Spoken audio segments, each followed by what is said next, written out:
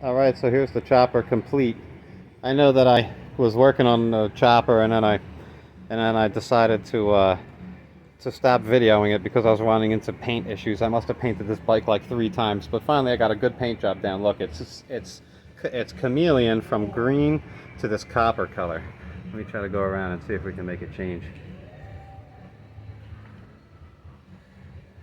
So originally I wanted to do the candy green, but ended up not working out. See how the green goes into the copper really well? I mean, it worked out perfectly. I'm glad that I didn't go with the with the candy, or that if I'm being honest, I messed up the candy a whole bunch of times, and that's exactly what happened. All right, so we'll start at the seat. This is a seat that I got. You can get these on Amazon and on eBay, and tons and tons of springs, tons and tons of give, and it's got a pull bar.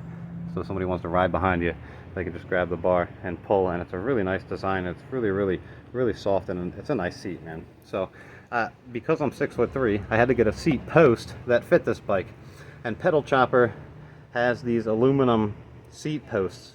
And something to know about this bike is that when you get the original seat, it's got a huge seat post. You see how big it is here, and this is a standard. I think this is 7/8 inches, and there's shims that Pedal Chopper makes, and he makes these seat posts. So I got the extra long seat post to go back, and that puts me right where I need to be. The bike looks really good with those. Second thing I did here, I did all the wheels. I scraped all this stuff off. I polished them. I rebuilt the hubs for the front and the rear wheel of this bike. But then I tried to put this tire on, this V Tire Company white wall that I got, and the wheel was bent in such a way that I didn't see it, and the tire wouldn't go on it. So then I had to use this other used wheel, and I didn't recondition it, because the last wheel I took all the spokes out, I took everything out, and put it all back together. And I got these little crowns with little jewels in them, and of course big fat pegs. Big fat pegs are important. The front and the rear brakes, the rear brake pads are new. The rear brake caliper assembly is not new. Now onto here, I haven't put the chain guard on yet because it's like crinkled, and I'm gonna have to do a lot of work to get it straight again. So I just haven't put it on there. It hasn't really been much of a problem. Painted the pedals. I painted pretty much everything on this bike. I did not paint this, but I painted this. And here we go up here. This is all newly painted. We got the horn.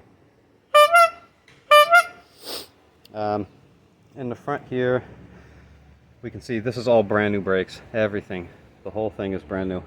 The lever and everything new. That lever is new, and all of the cables are new. And down here we got lights.